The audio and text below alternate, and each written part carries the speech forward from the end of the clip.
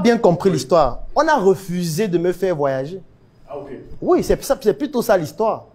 Parce que l'histoire, c'est que moi, je viens avec mes parents comme Cana. On est tous en famille avec mes frères et sœurs et tout.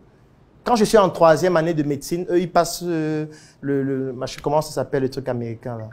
La loterie américaine. C'est-à-dire que mon père, ma mère, mon petit frère, puisqu'on était pratiquement 4 à la maison avec ma grande sœur, ils ont l'opportunité de mettre mon nom, puisque j'étais encore mineur, et ils décident de ne pas le faire. Parce qu'ils estiment que je suis déjà en faculté de médecine, si je pars là-bas, peut-être je vais arrêter. Ils veulent que je sois médecin.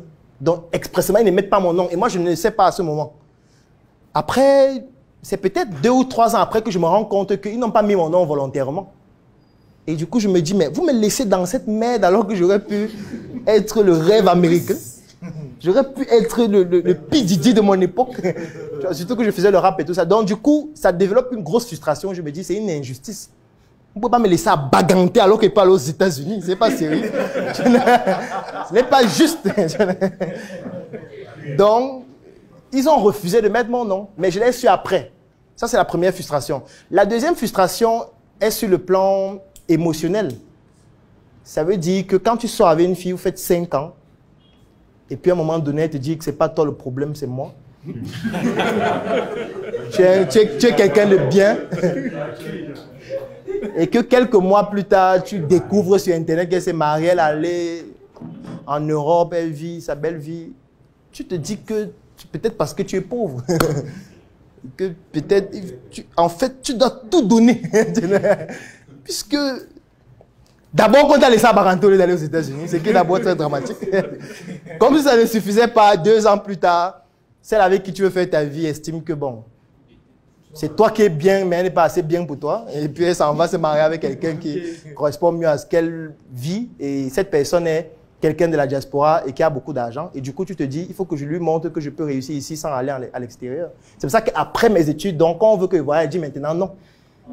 Oui, c'est ça l'histoire. Parce que quand je finis maintenant le doctorat, mes parents veulent maintenant que je voyage. Ils font les dossiers, ils payent. Je leur dis que non, je ne voyage pas. Je veux réussir ici. Parce que c'est un challenge. Pourquoi je décide d'avoir ce challenge?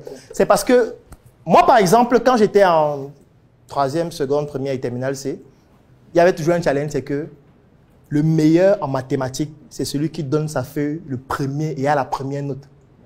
Oui. C'est pas juste avoir la première note, ça ne suffit pas. En tout cas, c'était notre challenge. Il fallait, 1, de donner sa feuille en premier.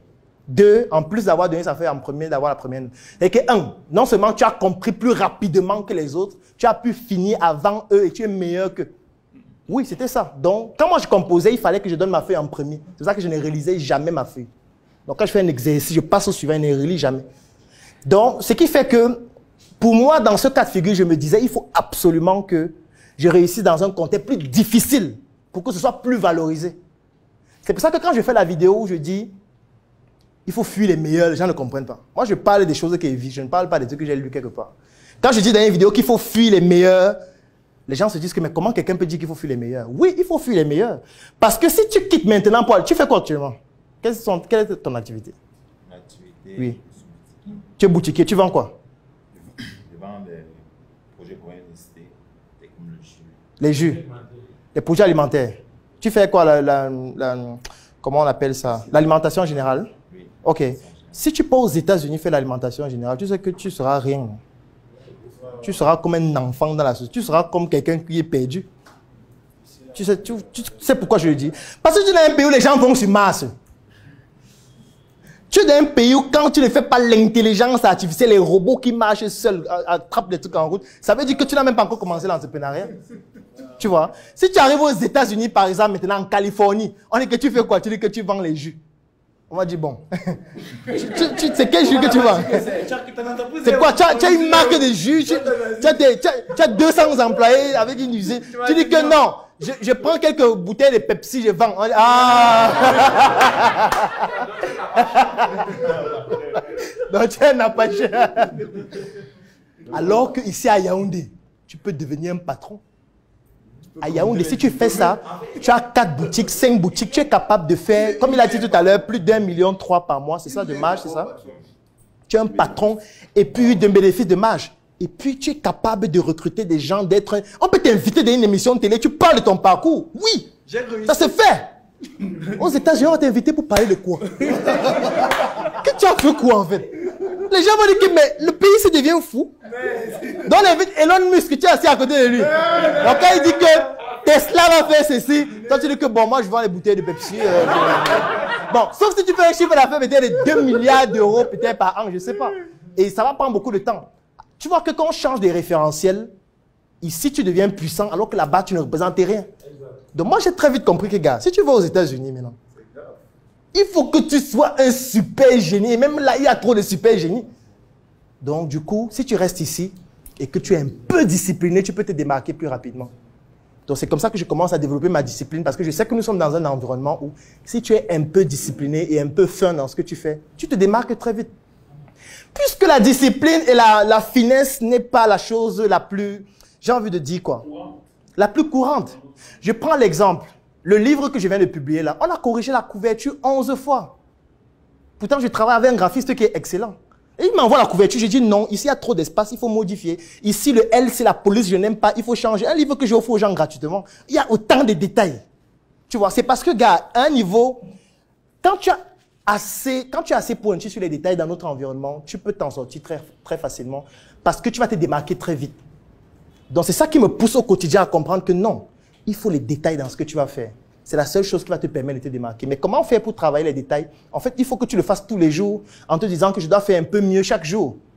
Et quand tu fais un peu mieux chaque jour, en faisant ça chaque jour, à un moment donné, tu deviens très fin.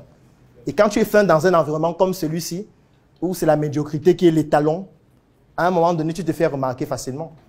Moi, au début, quand on m'invitait dans une émission, j'avais peur. Je me demandais que j'ai fait quoi pour qu'on m'invite à la télé. Je me disais que, mais on ne fait encore rien. Comment on t'invite à la télé? Pour parler de quoi? Après, j'ai commencé à dire que, bon, ok, peut-être dans notre environnement, les conneries qu'on fait, peut-être ça intéresse les gens. Au début, moi, c'est ce que je me disais.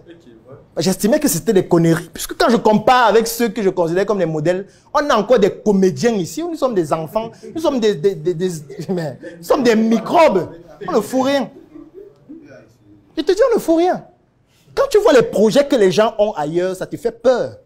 Tu te demandes que, mais attends, qu'est-ce qu'on est en train de faire ici?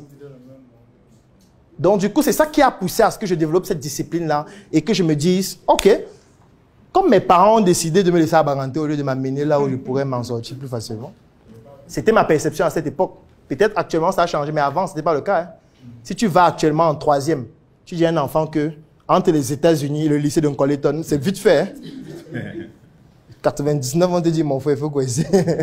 Allons aux États-Unis. C'est peut-être 20 ans après qu'ils vont dire, non, moi j'ai déjà pété mes plantations ici, j'ai déjà ça. Peut-être je n'ai pas allé en vacances, mais quand moi j'étais jeune, pour moi, c'était l'apogée. Donc c'est ce qui fait que je développe ma discipline au quotidien parce que, mais jusqu'à aujourd'hui, j'ai toujours ces frustrations. Ça ne va jamais finir en fait. Maintenant, il y a eu de nouvelles frustrations qui sont venues après. J'offre 3 mois d'accompagnement sur mesure gratuitement à tous les membres de la Startup Academy.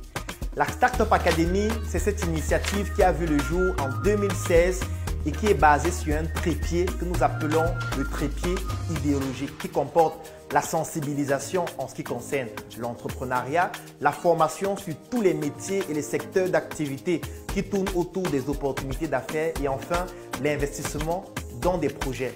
Que vous soyez un débutant, un étudiant, un entrepreneur ou alors toute personne qui est intéressée par les affaires, durant cet accompagnement qui va durer 3 mois et qui est entièrement gratuit, vous allez bénéficier de notre retour d'expérience, de notre visibilité et surtout de nos stratégies qui vont permettre à votre projet de pouvoir décoller. Je vais laisser un lien dans la description de cette vidéo et en commentaire. Vous cliquez dessus, vous remplissez le formulaire pour pouvoir bénéficier en exclusivité de cet accompagnement gratuit sur mesure par rapport à votre activité qui va durer 3 mois. Rendez-vous à la Startup Academy.